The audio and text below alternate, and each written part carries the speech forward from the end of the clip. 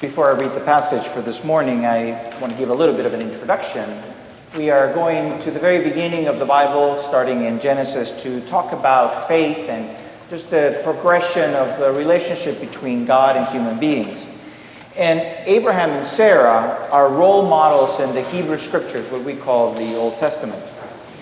They were from a land which today geographically is Iraq, and God called them to a new land, and they went.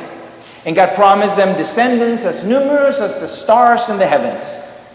And yet they could not conceive a child. In fact, they were well into their 80s and 90s at the time we catch up with them in today's passage. One more thing to acknowledge before reading this. Abraham and Sarah are complex characters. They do in fact act in amazingly faithful ways. But they also have negative, even shocking aspects to their history and their behavior. For starters, though they were married, they were actually half-siblings. They had the same dad. Abraham at times acted cowardly, and at times he would throw Sarah under the bus in order to save himself, actually exposing Sarah to pretty extremely dangerous situations. Sarah at times acted ruthlessly towards their slaves, their own slaves, especially Hagar, who in a very much a handmaid's tale kind of fashion was forced to bear a child for Abraham and Sarah. But I greatly appreciate that we have this very complex depiction of these two faithful people, these servants of God. Because it makes reading the story not an exercise in idolizing perfect faith, but rather it gives us the opportunity to relate to them as imperfect human beings doing the best they could to follow God. Here is the reading from Genesis chapter 18, verses 1 to 15, and then skipping to 21, verses 1 to 7.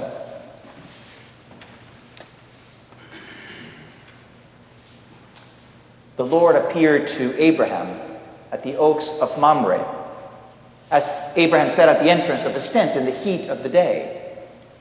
Abraham looked up and saw 3 men standing near him. When Abraham saw them, he ran from the tent entrance to meet them and bowed to the ground, and he said, "My Lord, if I find favor with you, do not pass by your servant.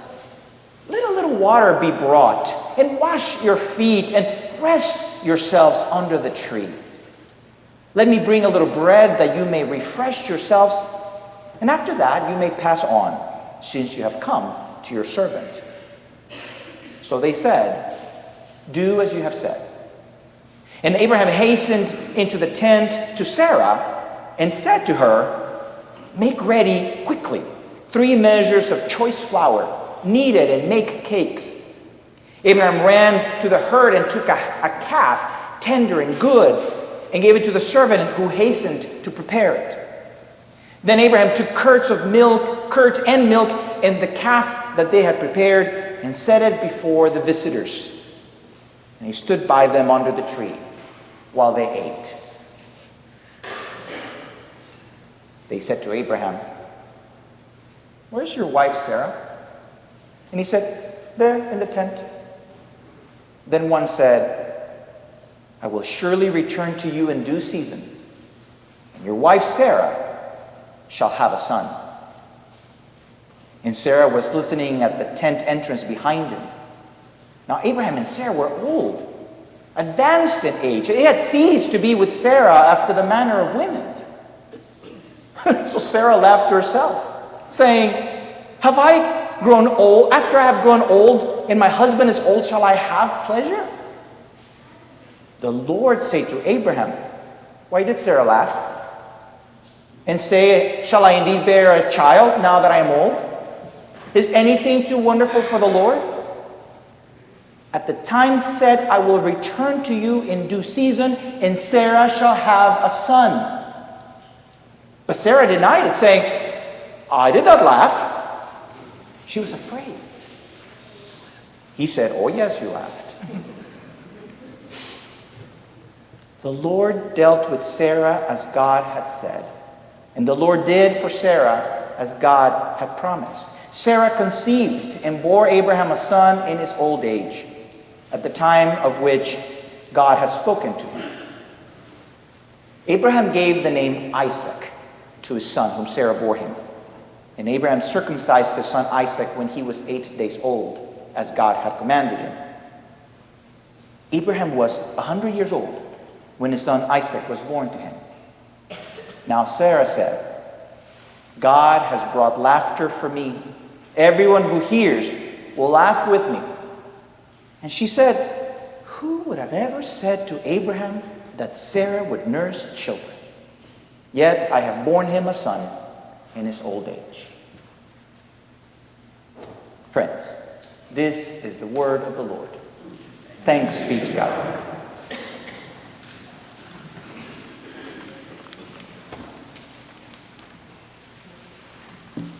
When one learns another language, one discovers not just a way to communicate to a group of people, but you also discover a cultural mindset, something that gives perspective, even to one's own language, original language.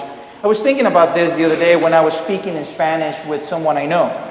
And I greeted her in a very conventional way. How are you? ¿Cómo está? She replied in the most conventional way. Fine, thanks be to God. Bien, gracias a Dios.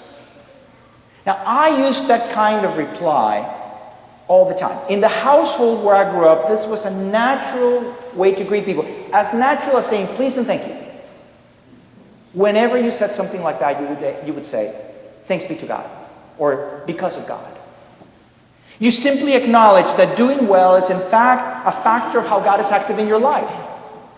Sometimes you might hear that in some African American communities here in the States. You might ask somebody, how are you? And they will say, I'm blessed. You ever heard that? Or they might say, I'm blessed by God. There is another related reply in Spanish which centers around how God's will is part of our lives. If you ask somebody about their future plans, let's say they're going on vacation or there's a project at work, they will include the phrase in there, God willing, si Dios quiere. Or even a more fun one, which is a word that Spanish gets from Arabic from like 600-700 years ago. In Spanish is ojalá, and the Arabic is inshallah, God willing. Now, perhaps you're ahead of me on this.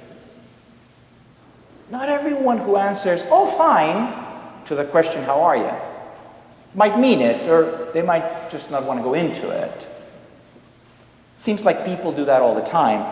Why go into a great big explanation of why fine isn't sufficient or even accurate? If that is the case, do people in other cultures who attribute their answer to fine and then a blessing from God, do they really mean it?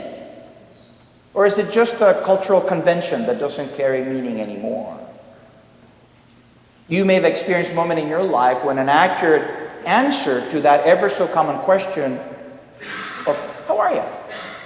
How am I? Look, I don't know if I should cry or laugh, which means it's bad. You really don't want to know. Today's passage mentions laughter. It even names Isaac the word laughter. Only that laughter doesn't always sound like joyous laughter. It's rather almost like a release of pain and anguish. As I was introducing the passage to you, I was saying that Abraham and Sarah were faithful people. They had done what God had asked them to do, and God asked them some hard things to do. They had pulled up stakes from their home country and had headed to a new place they knew nothing about. But it was a promise of God. And at that, the promise was that the land wouldn't even be theirs. It would belong to their descendants. And the promise was you would have descendants as numerous as the stars in the heavens. On the journey to the land, if somebody asked them how they were, I suppose they could have answered, oh, we're doing well, thanks be to God, we're blessed. But they knew that the challenges they were facing. They knew their advanced age. They knew their precarious status as nomads. And then one time, when God repeated that promise to Abraham about having a long line of descendants, as plentiful as the stars in the heavens, and God is speaking to Abraham, Abraham actually falls down on the ground laughing at God. Abraham, this amazing role model of faith, couldn't contain his human doubt, his human pain, maybe even sarcasm, and burst out laughing. I suppose instead of falling on his face and crying bitter tears because he may have thought his bloodline had come to an end. That's the passage that comes right before the passage we read. Right before it. So Abraham laughs, doesn't get in trouble. Sarah laughs, big trouble. Maybe Abraham had already told Sarah about their earlier encounter with God. Maybe they looked at each other and scoffed and thought to themselves, well, we can't have everything. Why wouldn't they laugh at the irony they were seeing? So then comes today's passage and this mysterious encounter. And we are told that those messengers were from God. Abraham and Sarah, as I said, they were nomads, so they lived in tents. And so he was sitting in one of the tents, and it was hot outside. And he must have been close to some well-traveled road. He was by a big oak, or oaks, which meant there was water there at least. And so Abraham saw these visitors coming by, and he stops them. And with this kind of ancient hospitality, which I believe in large degree is still offered today in that part of the world, Abraham invites them. No, he begs them to stop and be refreshed. And it's not a short visit. It's not like, hey, stop and have some lemonade and then you can be on your way. This is a big production, which of course Abraham doesn't hardly do. Because he goes over to Sarah and says, honey, would you mind? Would you get some flour, and then would you get the other stuff that you do to make bread, and make a fire while you're at it, and then could you thanks? I didn't see the pleases and thank yous in the Bible passage either, you're right. Oh, and then they go to the butcher, so he goes to one of his servants, and they get one of the calves, and they butcher it, and they prepare it, and then barbecue it. This takes a long time. And they present it to the messengers from God. And Abraham doesn't even partake. He waits as they are eating. The open wound of God's unfulfilled promise of a child was probably ever present for Abraham and Sarah. So then when the messengers from God make this prediction about Sarah's pregnancy, she didn't have to dig very deep in her soul to react. Though they were talking about her, she was not in the conversation. Patriarchy, right? She listened from inside the tent, and she hears the promise, and again, she quite unselfconsciously lets out the kind of laughter that says, are you kidding me? It's remarkable to me that she gets called out on it. Like I said, Abraham had done the same thing with no pushback. Oh, how am I? Oh, I am not okay. I'm in pain over an unfulfilled promise. I'm distraught for some stranger here ridiculing my situation with an off-the-cuff, ridiculous statement. How am I? Oh, I'm laughing. But I could just as easily be crying.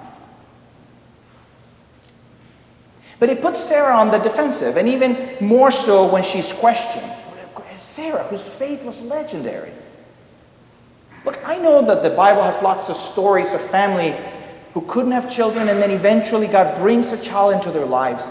And we just read that at the end of the story that Sarah and Abraham eventually miraculously conceive a child. But right here in the middle of the story, you sit for a moment in that narrative, and we acknowledge her pain and her anguish. That's real. And we protest that her faith is being questioned. Could God not show God's power some other way? Could God not teach them to trust God without drawing out their anguish like this? If all we saw in the Bible were perfect characters for whom faith and trust came easy, we wouldn't read it. But we can see ourselves in these characters in some way, in their ups and downs, like Sarah's and Abraham's. We know that place of anguish. We know that place of uncertainty and pain. We know that place of faith and of doubt. And sometimes we even know the place when a promise came through in the most unexpected, the unlikeliest of ways, in a way that we would have never imagined. If all we see in the story is all's well that ends well, then we do Abraham and Sarah a disservice. If we see the story of Abraham and Sarah having the last laugh, well, we should at least say that it was an ambivalent laugh, one that came through a journey of tears. See, a journey of faith is not straightforward. It's not an easy journey. It's not a journey guaranteeing no scars. We can draw comfort and strength from these role models that we read about, but perhaps even more so from the role models who are a part of our lives. We know people. We know people who have faced or are facing tragedy or challenges, and they do so with faith and grace. Sometimes giving us I'm fine. But other times letting down their guard and admitting, this is really hard. We have people who know us and who look up to us as faith role models. And maybe that makes us uncomfortable, but it's true. And it's not just our children or our neighbors, but they see in us an opportunity to understand faith. And they see us living through life's tough moments, and they watch to see how we go through it. They root for us. They want God to come through for us. But they watch. And we do well to be honest and to be vulnerable and to share that a life of faith is hard, that we need God to turn things around, that we need to depend on loved ones to support us through the tears and even the anguished laughter. Hang on to one another in this roller coaster we call faith. Hang on to one another in mutual support and learning from each other along the way in the mix of laughter and tears. Thanks be to God for God's word for us. Amen.